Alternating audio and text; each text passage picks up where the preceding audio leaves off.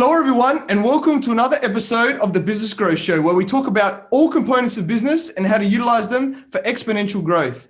My name is Athin Cassiotis. I'm a serial entrepreneur, international speaker, results strategist, business coach, mentor, and consultant. After over 14 years of being in business and running multiple companies, I felt called to start this show. I see many people struggling to start or grow a business, which is why I want to help entrepreneurs achieve success in business quicker, more effectively, and sustainably. Today, I have an awesome guest.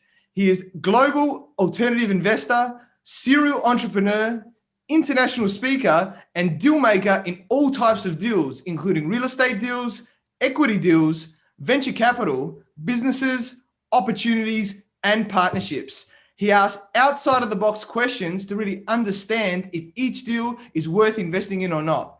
Welcome, Pietro Savvides, and thank you for being on my show. Hey, thank you so much, man. It's a pleasure to be here. And like I've said before, man, the Greeks are everywhere. You're all over, and from Australia all the way to Canada. I love it, man. It's awesome to have you on here as well. We've got that, Greek connection background, and where we've got a unique culture and way that we think and everything like that. And I think that's really going to showcase in what you do and how you do, no matter where we are in the world. So that's awesome to have you here. And you're a very successful entrepreneur. So for those people who don't know who you are, please introduce yourself by telling us about you and your journey. So I'm, like you said, I'm an alternative investor. If people don't understand what alternative is, it's a bit like a serial investor, entrepreneur. So I do all types of deals. It doesn't necessarily have to be real estate. It could be businesses. It could be deals that involve products, services. It all depends on the deals. So it's a full round of all types of deals. That's what I do, basically. I have a background in construction. I started my career in construction. I transitioned into real estate. And with the real estate, I transitioned into being an international investor. And that's where I am today. And I really enjoy it. Yeah, that's awesome. And I love the story. Like you said, we all start somewhere, and you had that construction company first. And then you were like, wait a minute, I can start to get into property now. I have the construction background to really, leverage that. And then you're like, okay, well, being the entrepreneur that you are, looking at opportunities, and you're like, what else can I look at? And, hedging, diversifying, there's obviously you want to do different investments for risk and stuff like that. So you're talking about these different types of deals. What sort of types of deals do you like to focus more on, and why at the moment? A lot of people are in real estate. They like real estate because it's more of a safe place to be. You have an asset, a building, you can evaluate, assess it easier. Worst case scenario, you kind of say, okay, well, at least I have the property. When it comes down to businesses or other types of investments, they're a little more riskier, right? Because you base it on products, how the operations are and stuff like that. So, but the money is different also. Real estate can be good, but there's so many people in it. Competition is huge. It's huge. So you need to it's like a needle in a haystack when you want to find a great deal where you're going to get multiple returns on your investment. Yeah, really great points. And I think, like a lot of the most wealthy people in the world, invest in real estate. We know that because it is safe. But like you said, I think those alternative types of deals are where, you can really get a lot more return on the investment. So, when you're looking at, analyzing deals and things like that, what key questions and things do you ask to see whether or not there's any potential underlying issues or anything like that people may not be telling you at the time? Well, the most important thing for me is the person actually pitching for the investment or the money or whatever it is. For me, I need to understand what that person is thinking and what they're presenting. Because I invest in people, I don't invest in products, especially when I do a partnership type of deal. If I do a local real estate deal, that's easy for me. I'll go do it on my own. But when somebody is pitching, I want to understand if they know their numbers, If I, first of all, also, if I like the idea, if I don't like it and they kind of tell me, you know, please just listen to me, I'll listen in. But if I really don't like the industry or the type of product or service, I won't invest in it. So I'm looking for smart people, integrity, people with integrity. They know their numbers. They have something good that I think there's potential. Or, you know, maybe in the beginning, it's not, the profit is not that big, but I see a potential of building that relationship and growing the business even further.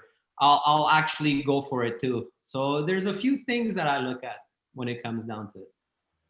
Yeah, I love that about the different ways of looking at things. And like you said, it's about the people. I think that's in business in general, right? Whether or not you're doing deals or whether or not you're just doing, dealing with clients and things like that in your business, it is all about the people and the relationships you build with them and everything like that. So it's, about, I don't know, putting your best foot forward, understanding, the drivers of people as well. And, I guess how you can, better get along with everybody in those areas as well. And I can tell within 6 seconds in the conversation, when I'm getting the pitch, I can tell where it's going, or I kind of have a base of understanding of the person. Is when you've done it so long in the industry, you can catch fast. And once I've made up my mind, there's no way you bring me back.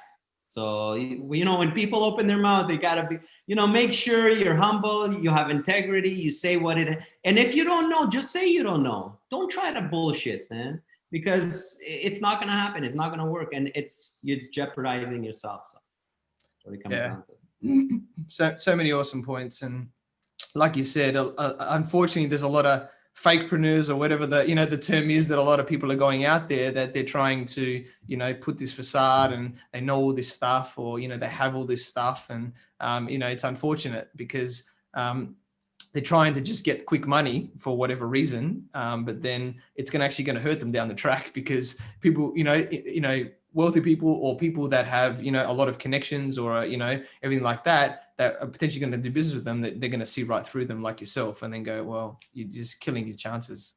Exactly. And the other thing also is, you're meeting an investor for the first time.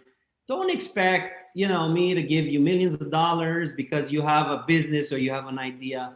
You have to build on that relationship. And it starts with a conversation. And sometimes it's small things, I like to start small when it comes down to deals, and then build yourself up and see how the synergy between the partners is working and if we can work together, because this is a relationship. And you got to build on it. You can't just, say, okay, he's going to give me his money and I'm going to do what I have to do. It doesn't work that way. Yeah, no, I love that. And like, obviously you've got a construction company as well, right? And that obviously helps you a lot, with the property deals. And I guess that's sort of, I'm assuming where you live, I'm not sure if you've got it in other areas as well. But if you're wanting to do deals outside of where you currently are, you probably need partners or something that have similar arrangements. So how is that sort of working, and how does that help you in those areas? Absolutely. So locally, I have a real estate portfolio. I am a contractor. I do have my licenses and everything. So locally, we have a team. I have people working. We have the property management aspect where they take care of the real estate, the rentals with the tenants and the leases and stuff like that. And then when we have work, we got our team who does the construction and works. We got our service people and all that. That I don't need a partner for that. Like, it's all local. I can keep my eye on it and everything. But when it comes to the external, when I'm going international or I'm going, in Europe, you need partners. And without the partners, it's very hard to do it because, you can't do it over Zoom. You need somebody to watch your interests and have the same interest as you, of course, because at the end of the day, they have to be profitable. If they're not profitable, what's the point? So it's very important that the partner that I have is trustworthy.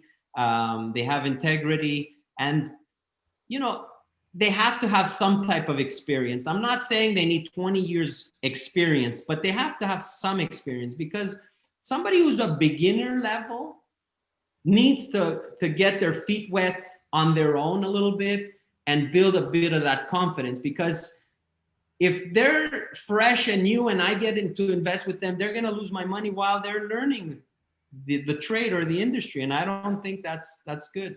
That's no good. I won't do it, but you know, sometimes they think they can do that with somebody else's money, but it's a wrong way of thinking.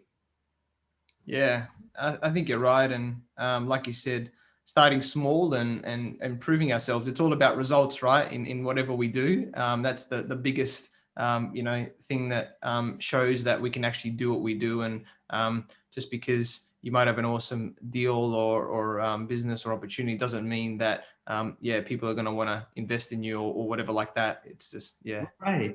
And then you got these other people that you say you're an international investor and stuff like that. And let's take an example for real estate. And then they're sending you properties, they're like realtors and they're sending you properties and like, okay, but if there's nobody to operate them, like, I don't even want to see them, right? So I need that partner that's local in their area who can actually, and not too far. If you tell me you're 5 hours away or 7 hours away, it's no good. You need to be minimum an hour away, an hour and a half away from, depends on the play, of course. If it's a buy, fix and flip, if it's a long-term, buy, fix and flip, if you're an hour and a half, 2 hours away, it's fine. When it's a long-term hold, you need to be somewhat close by. Yeah, definitely. And obviously, because, you never know what's going to come up, maintenance, repairs and everything else. It's, really important for that. And I think, it all comes down as well with factoring that in and everything with the numbers, right? So like you said, it's key about the numbers to be profitable. And, I guess, what key numbers do you look for to ensure that? I guess it probably depends on the deal as well, on how, it's structured and things like that. But what do you look for in terms of, making sure it's profitable? The ideal situation is infinite returns. Infinite returns means when your capital that you're investing in a project is returned to you, and then the project just, does returns, and that's infinite because there's no capital injected, right? That is the ideal situation, and that's what I really would want. But it's all different for different types of investments. As an investor, it's nice to say I'm looking for 10, 12, 15, 17, 25% return on my investment. But in reality, I'm looking for 3x, 5x, 10x. That's what I'm looking for. I want to quadruple my money. I don't want to sit there and wait 20 years to get like 200,000 on $1 million or anything like that. So it all depends on the situation and what kind of deals are available. Of course, those deals, the 5x, the 3x, or the infinite returns are not always there. So we do occupy ourselves with, let's say real estate, I'll say minimum, my return on investment has to be 17%. Okay. If I do like equity deals, it all depends case by case. It all depends how much capital is needed and what does it consist of. Does it give dividends or anything like that? But I always look for the exit strategy, because if you do have that deal that is going to give you the 5x, 10x, and you don't have, everything's invested, what do? You got to get capital, and capital, you run out. You do so many deals, you run out of capital. Yeah. So you always got to be aware of what you want. Definitely. And I think like the main words you said there is exit strategy, right? And whether that's in deals, whether that's in a business, you've always got to think about the exit strategy, because that helps you to, structure the deal or structure the business correctly, or build the business correctly as well, depending if you're doing it yourself or taking over a business like that as well. Really important. So, in terms of structuring, obviously there's a lot of different ways. So you do actually have to get creative sometimes to get it over the line, because some people don't really, if you just do a standard type of thing, whether it's the lawyers or whether it's the other party, they might not like it. So sometimes you have to think about, okay, how can we change that? And do you see that a lot in terms of when you're doing your deals? You mean like the agreements? Yes. Yeah, and those aren't written in stone either. at the end of the day, the most important when you're doing deals is you have to understand what the deal is. There's a, if you're going into a new industry and you don't understand it, I think it's worth trying to understand it. And if you don't understand it, stay away. Stay away, because you're just looking for trouble. And, it all depends how the deal is structured. But as you get better at it, you're going to learn how to read contracts and do them and have the right people, the lawyer, the attorney, or whatever, whoever you're using. You're going to get better at it, and it gets simpler, and it comes with experience. Yeah, definitely. And I think based on that area, like when you talk about the experience, obviously you can get it yourself, but the other element is having coaches and mentors, right? That can help you to open your awareness of saying, have you thought about structuring the deal this way, or, make sure you do this or don't do this. So, in your journey, how important has, coaching mentoring been for you, and what does it help you to achieve? Oh, a lot. Coaching and mentoring is very important, because and when it comes to coaching and mentoring, you make sure that a non-biased response or a suggestion is very important, because if they have an interest in the deal, if you're using somebody who's your partner and trying to use them as a coach or anything like that, there might be it's not good, because you don't know what their interest is in the deal. So you got to be very careful. And I think coaching, especially coaching, because mentoring is different. Mentoring is free, and it's a suggestion, it's an opinion. But when it comes to coaching, and the more expensive you pay, the better the coaching is, right? So when it comes to coaching, it will push you forward quicker if you got the right coach, of course, and you know what you want. Because it's one thing to have a coach, it's another thing to know what you want. If you don't know what you want, how do you want the coach to help you? And I think that's a very important point, because a lot of people, they think, I'm going to get a coach and they're going to help me move forward quicker. But that's not the case. You need to know where you want to go for them to help you. Yeah, so many awesome points. And yeah, having that clarity yourself, and then the coach is there to either tweak that, pivot it a bit if possible, or open your eyes up and help keep you accountable, obviously, as well. This is I wanted to use an example. It's the same example as somebody who inherited $50,000. Let's just use an example of $50,000 or $100,000.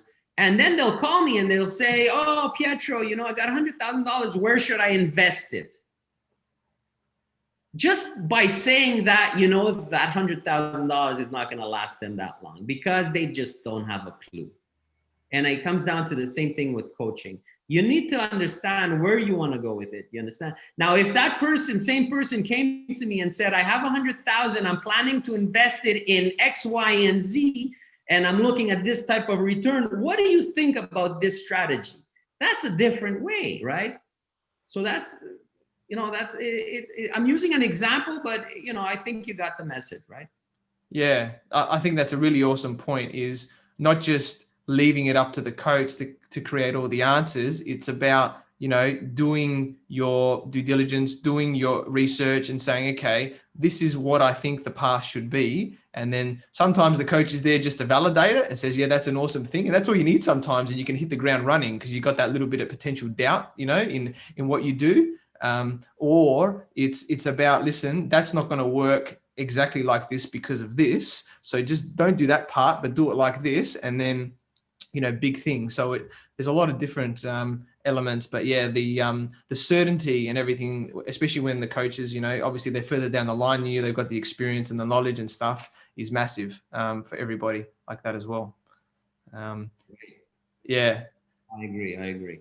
And I think, we talk about all these awesome things that you're doing, and like a lot of entrepreneurs do, and we all do that. But at the same time, we started somewhere, and it's not all rainbows and butterflies, right? There's always, things that happen along the way, and setbacks. It's not just like this, there's always up and downs as we go. So do you want to maybe talk about maybe one of your biggest failures or something like that, and how you overcome it?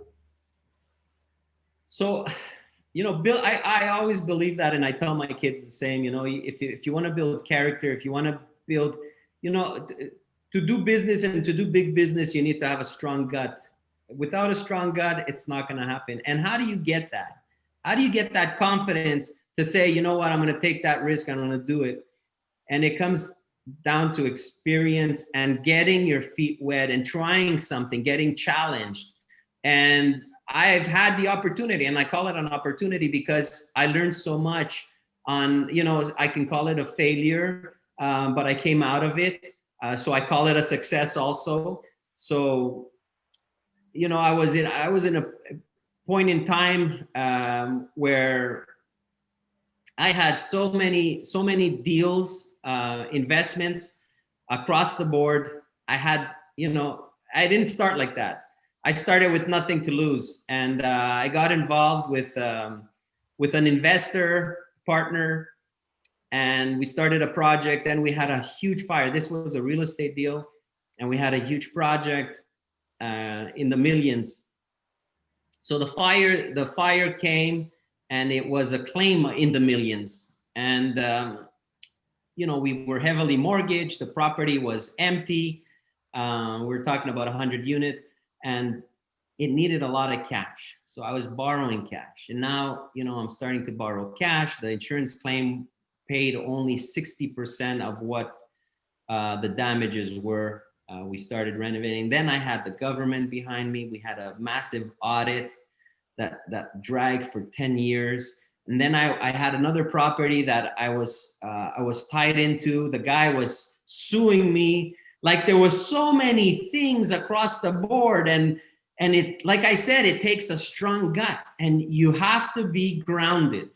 You have to be grounded. And the minute you lose control and you panic, that's when everything collapses. And at the same time, you're raising a family, and, you know, there's so many things you can tell your wife, and you tell your wife too much, and then she starts to panic. Forget about it. Then you can't even go home because the pressure is too strong. So the pressure is on you. And that's how I felt when I was throughout that situation. And how did I come out of it? I knew that I had to be strong. I had to persevere, and I needed to learn new things because I knew so much. And that's when I signed up for some coaching, and I started to see different things, and I started to see transformational things. And during that time, I'm not going to go into details because it's going to get a little too boring, but I'm just giving you the guidelines. So one by one, I started to eliminate everything. But with time, and that's the important thing, with time, things can get resolved. Things don't get resolved when you're on a deadline, because it's either left or right. But when you're moving forward, you're pushing through, and you have time ahead of you, you can make little pivots and adjust, and learn something different, and you can start that strategy and do that other thing. And eventually, hopefully, you come out of it and you're successful. And that's what happened to me. Yeah, that's such an amazing story there, and the way I like the way that you broke that down, Pietro. Of you've had, that was a big, obviously that was a big challenge, and that you had there with the fire and everything like that. But then you had that realization, right? Which is key. It's like, wait a minute, I don't know, I need to know more. It's like, who can I go to find that out? And that, I think that awareness piece is really important for a lot of people out there, because most people are not that aware initially, right? We all start that way, where we just think that we know, and we're in our little bubble of knowledge. And then it's like, you need to really step out and go, I need to be an open book. I need to be coachable. I need to be like, okay, who can I find? Because I think a lot of people out there, they say they want to be coachable, but they're very stuck in what they do as well, which is a challenge. So it's about, finding that out, and knowing, okay, well, this person who I'm paying is, and they've got the knowledge, is listen to them. They're saying it for a reason. Don't fall in love with the way you do things or your idea or anything like that. Is follow that, advice and coaching that you get, and then see where it comes out with. And then it's almost like, you build it up, right? It's like, me and you, like when we were young, we were just, standard boys, doing our thing, right? We didn't have the knowledge that we do. And everyone's at different stages, right? You don't, say, I'm not like, Pietro right now. He's like, all the way up here. It's okay. Everyone's at different stages because of their age and experience, but you continue to grow, right? It's like, what's the next thing? What's the next thing? How can I get better and better and better? And that's, really how we build ourselves into these awesome entrepreneurs. Exactly. And also don't be afraid to learn something different or get that experience, especially if it requires your effort or it could be physical, could be mental. Don't be afraid to do that. Don't think, oh, I'm not going to do that. Like I'm beyond that point, because then you won't experience, you won't get to know the new industry or something like that. And there's so much to learn out there. The more you learn new things, the more you realize you know nothing, and like it's so vast. It's huge. It's huge. So many things out there. Definitely. And it's like using our gut or intuition, right? About when opportunities or things come our way, is being aware of that and going, okay, yes, I should take this. This feels right, and being aware of it. And there's a lot of things that we do, and it can potentially it can be there to I guess bring us down for some people, right, where they sort of hold themselves back, or it can be someone that they do it like, and you got to have the mentality of doing whatever it takes, right? Like I'm on coaching calls. They start at midnight at night. So, sometimes these days, you think I want to go to bed at midnight, right? But I do what I got to do, right? International coaching calls and other things like that. It's like, yeah, I'd love to be in bed by 9, 10, o'clock, and wake up at, 4, 5 o'clock every day or whatever, and just have it. It doesn't work like that in business. You got to stay up late. You got to get up early. You probably, feel the same. Yeah, for sure. You gotta have some, you have to stay healthy for one. You have to eat well. You have to sleep well, of course.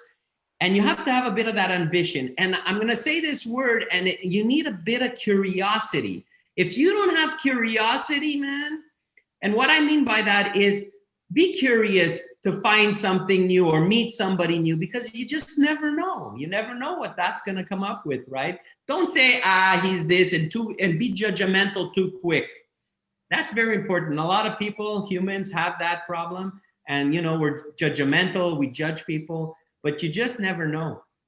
I can sit here and talk to you all night with these stories of things, and just by being curious, man, you open different things. It's unbelievable.